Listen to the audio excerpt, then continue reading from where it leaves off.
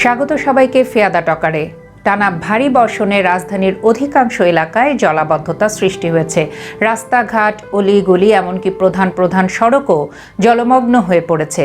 School কলেজগামী শিক্ষার্থী, অফিসমুখী মানুষ, রোগী বহনকারী অ্যাম্বুলেন্স সবাই এই জলাবদ্ধতার ভোগান্তির শিকার। অথচ এটা নতুন কিছু নয়। প্রতি বছর বর্ষা এলেই আমরা এই একই দৃশ্য দেখি, ভুগি, আবার ভুলে যাই। প্রশ্ন হলো, এভাবে চলতে থাকলে আমাদের নগর সভ্যতা কোথায় দাঁড়াবে? আমরা সভ্য হচ্ছি, কিন্তু শুধু বাইরের রূপে।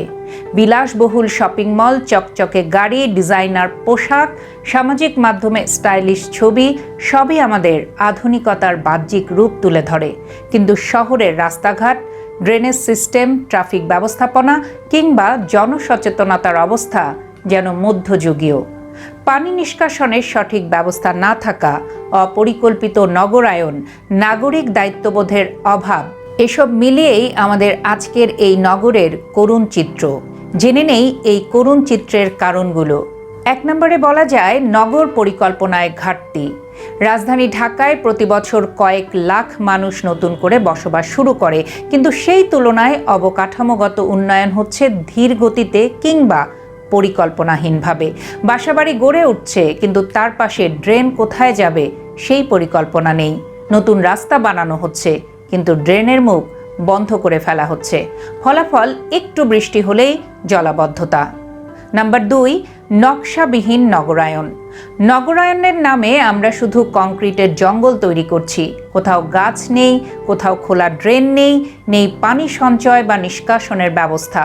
প্লাস্টিকের প্যাকেট, খাবারের প্যাকেট, বোতল ইত্যাদি প্রতিদিন লাখে লাখে রাস্তার পাশে ফেলা হচ্ছে, যা ড্রেনের মুখ বন্ধ করে দেয়।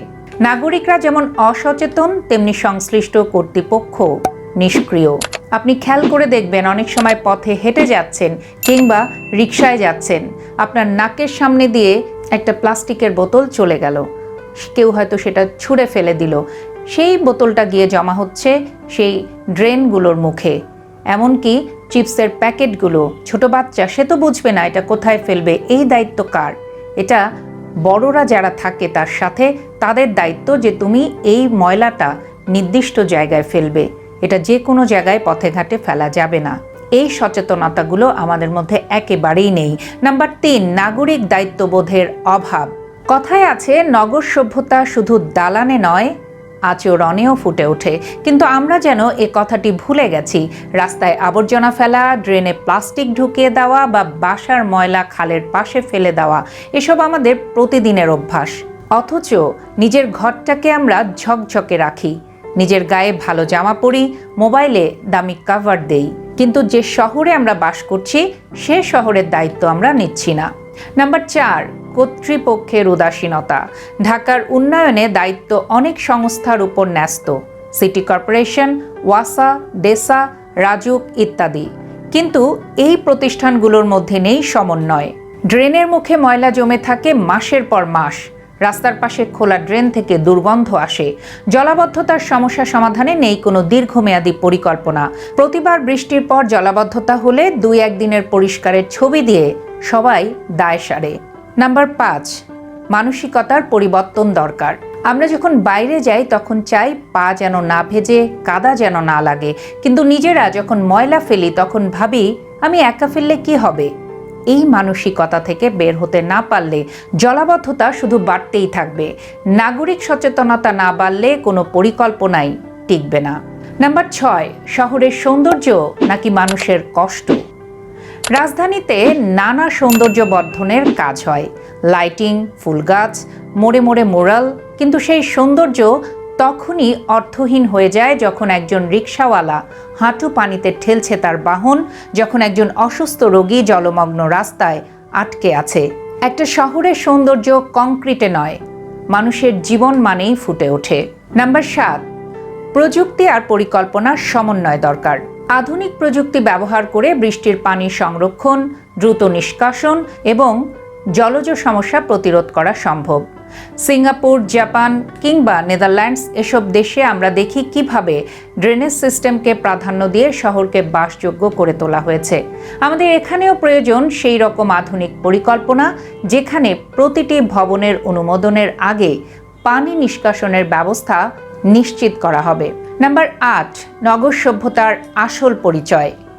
সভ্যতা মানে কেবল উঁচু দালান না, সভ্যতা মানে শৃঙ্খলা, দায়িত্ববোধ, সম্মান এবং উন্নয়ন। আমরা যদি বলি আমরা আধুনিক, তাহলে সেই আধুনিকতা যেন শুধু মোবাইল ফোনে বা ব্র্যান্ডেড পোশাকে সীমাবদ্ধ না থাকে। সেটা যেন ফুটে ওঠে শহরের গঠন, মানুষের আচরণ এবং পরিবেশ রক্ষার দায়িত্বে। সবশেষে বলতে হয়, আমরা প্রতিনিয়ত বলি ঢাকা আমাদের শহর, আমাদের গর্ব, কিন্তু সেই শহরের রাস্তায় হাঁটতে গিয়ে যদি প্রতিনিয়ত জল কাদায় ডুবে যেতে হয়, তাহলে সেই গর্ব একসময় ঘৃণায় রূপ নেবে। আমরা যদি সত্যিকার অর্থে সভ্য হতে চাই, তাহলে দরকার নাগরিক সচেতনতা, দায়িত্ববোধ এবং সুশাসন। পোশাকে নয়, চিন্তায়, কাজে এবং ব্যবস্থাপনায় সভ্য হতে হবে। একমাত্র তখনই আমাদের শহর, আমাদের জীবন হবে সত্যিকারের উন্নত এবং বাসযোগ্য। সবাই যার যার জায়গা থেকে একটু সচেতন হই নিজের শহরকে, নিজের এলাকাকে সুন্দর করে তুলতে। শুধু নিজের সৌন্দর্য নয়, আমরা যেন আমাদের শহরটাকেও সুন্দর করে তুলতে পারি এবং জলাবদ্ধতা দূর করতে পারি। ভালো থাকবেন সবাই। আবারও নতুন কোনো বিষয় নিয়ে খুব দ্রুত ফিরে আসবো। চোখ রাখবেন ফিয়াদা টকারে।